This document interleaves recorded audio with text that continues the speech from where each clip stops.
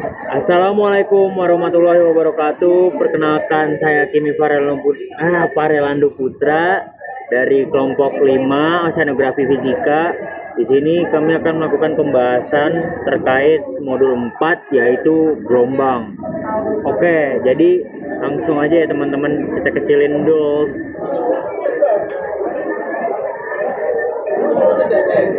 Tapi di sini anggota kita ada semua ya. Abrar munculin diri dong. Nice. Sumbe.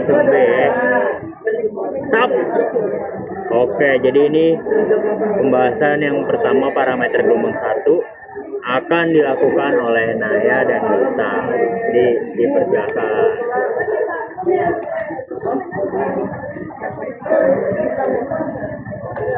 Jadi perkenalkan dulu, saya Radiani Hanisa. Di sini saya mau jelasin parameter gelombang 1 yang ada di data yang Jadi di sini gelombang itu pergerakan naik dan turun dengan arah 30 air atau grafik kepanjang. Gelombang itu memiliki dimensi periode gelombang atau panjang gelombang atau L dan kemiringan gelombang serta sifat limit gelombang karakteristik parameter gelombang itu berdasarkan tinggi gelombangnya, tinggi gelombang awal atau fase dan periodenya, dan juga kedalaman. Parameter-parameter seperti panjang gelombang, kecepatan rambut gelombang, serta energi dan daya gelombang itu telah dihitung untuk mengkaji populasi gelombang di seluruh perairan dunia di kedalaman. Nah, data yang dihasilkan dari analisis olahan dari data Excel itu karakteristik gelombang laut berdasarkan tinggi gelombang awal Hanole itu 104,5 cm. Terus periode gelombangnya atau T-nya itu sama dengan per second 14 second. Kemudian variasi kedalaman lautnya dari 4,35 meter hingga 265,35 meter. Selanjutnya akan dijelaskan sama Naya. Nah, jadi berdasarkan data tersebut, panjang gelombang awal atau L0 tetap sebesar 306,76 meter, dihitung dari persamaan gelombang linier berdasarkan periode. Nah, pada kedalaman D sama dengan 4,35 meter, gelombang yang dihasilkan adalah gelombang menengah atau transisi panjang. Gelombang yang dihasilkan adalah 28. Nah, kecepatan gelombang C adalah 5,74 yang memiliki tinggi gelombang sebesar 2,41 meter. Nah, energi gelombang itu sebesar 7.272,34 dan daya gelombang sebesar 58.487,33. Nah, pada kedalaman lebih dalam seperti D sama dengan 63,35 meter sampai 205,35 meter yang diklasifikasikan sebagai gelombang laut dalam, nilai-nilai parameter itu meningkat.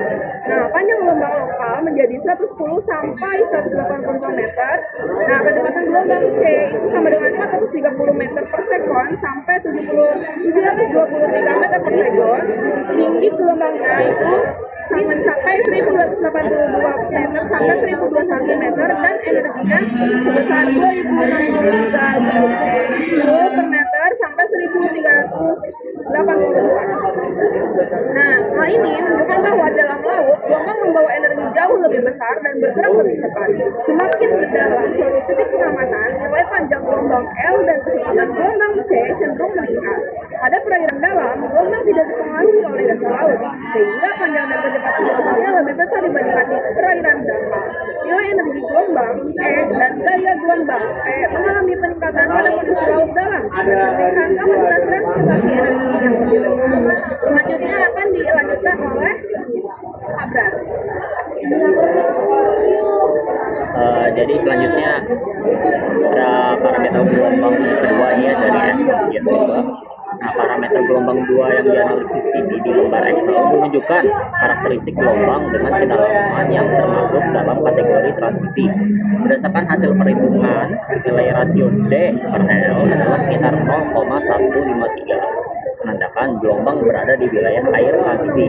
Kecepatan rambat gelombang atau selerti yang diperoleh adalah 7,82 meter per second, sementara kecepatan duduknya atau group velocity sedikit lebih rendah karena energi gelombang tidak seluruhnya berpindah dengan kecepatan yang sama.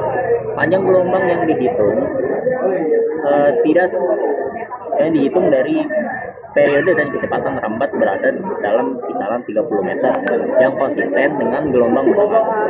Nah, energi gelombang atau E dihitung menggunakan rumus E sama dengan 1/8 Rho BH pangkat 2 dan diperoleh nilai sebesar 56.847 Joule per meter persegi. Nah, daya gelombang atau P yang merupakan hasil perkalian antara energi dan kecepatan grup menjadi parameter penting dalam mengukur potensi energi laut. Tinggi gelombang yang digunakan dalam perhitungan berasal dari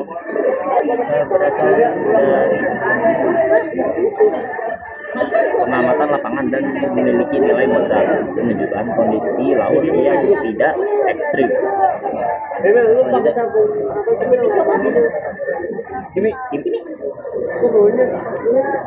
Bentar ya teman-teman, jawab oke, makasih kak. Oke, selanjutnya kita lanjut ke refraksi gelombang di daerah Tanjung. Oke, refraksi gelombang yang terjadi di daerah Tanjung menghasilkan pola yang mengarah ke satu titik. Pola ini muncul karena pertemuan dan penyatuan dua gelombang atau lebih yang saling berinteraksi. Proses refraksi di Tanjung disebabkan oleh variasi kedalaman dasar laut saat gelombang menghampiri pantai.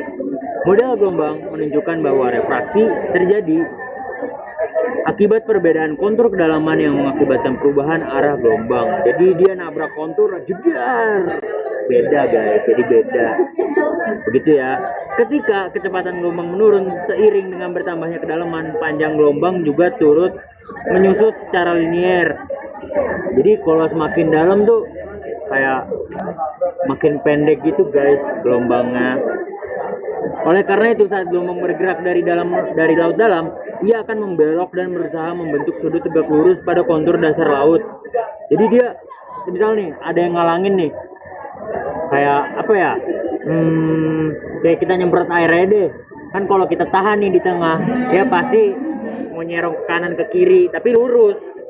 Jadi nggak mungkin belok kayak begitu ya teman-teman, begitu. Terus jadi dia bakal buat sudut tegak lurus pada kontur dasar laut saat memasuki area yang lebih dangkal. Perpanjangan pemecah gelombang di sisi barat pada skenario 3 lebih efisien dalam mengurangi energi gelombang dibandingkan dengan skenario 1 dan 2. Karena gelombang utama yang datang dari arah barat daya terlebih dahulu akan mengenai pemecah gelombang yang diperpanjang di sisi barat. Tinggi gelombang berubah saat memasuki mulut pelabuhan. Yang mulut pelabuhan tuh pas udah sampai ke perairan dangkal, disebabkan oleh proses refraksi ketika bergerak ke area yang lebih dangkal. Iya, kayak tadi. Sehingga tinggi gelombang berkurang. Jadi dia apa ya? Nabrak gitu. Kayak misal nih tinggi, nabrak, pendek, nabrak, pendek, nabrak, pendek, habis. Kayak begitu. Jadi, analisis refraksi gelombang di kawasan Tanjung memerlukan pemahaman mengenai bagaimana gelombang laut berbelok dan karakteristiknya berubah saat mendekati tepi pantai akibat variasi kedalaman laut. Proses ini yang dikenal dengan istilah refraksi. Sangat krusial untuk diteliti karena dapat berdampak pada berbagai hal, seperti perancangan infrastruktur pesisir dan pemahaman mengenai dinamika gelombang di lokasi tersebut. Oke, selanjutnya ada refraksi gelombang di daerah Teluk yang akan dijelaskan oleh Abiu. Oke, di sini saya akan menjelaskan tentang refraksi gelombang di daerah Teluk. Gelombang permukaan adalah salah satu bentuk penjelaran energi yang biasanya diakibatkan oleh angin yang berembus di atas permukaan laut. Sifat gelombang yang datang itu dipengaruhi oleh kedalaman air terbentuk dari pantainya sendiri. Perapatan gelombang menuju pantai dipengaruhi oleh beberapa faktor, ya. Antara lain arah dan kecepatan angin, batimetri, bentuk garis pantai, dan pengaruh aliran sungai. Nah, pada hasil dari penggambaran refraksi di daerah Teluk itu menunjukkan adanya fenomena refraksi atau pembelokan arah gelombang saat memasuki daerah perairan yang kedalamannya itu tidak beragam. Refraksi gelombang terjadi karena perubahan kecepatan rambat akibat perbedaan kedalaman laut.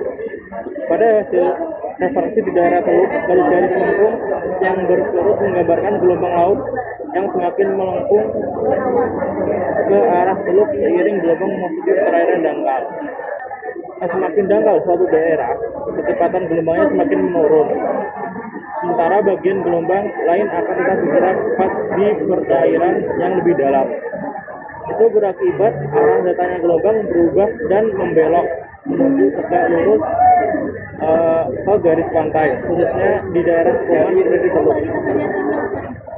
Nah, dalam konteks oceanografi fisik, karena mengenai konsentrasi energi gelombang di sepanjang garis pantai. Oke teman-teman, kita sudah selesai sampai penutup ya. Ya, penutupnya sebagai berikut ya teman-teman. Nanti bisa dibaca di link yang telah kita sisipkan nanti di Google Classroom. Oke, kita kembali ke OBS. Aduh. Oke, seperti itu saja ya teman-teman. Pembahasan dari kita kelompok 5 terkait modul 4 gelombang. Cukup sekian dari saya. Mana mungkin aku mendua. Orang aku sama absen nomor 2. Wassalamualaikum warahmatullahi wabarakatuh.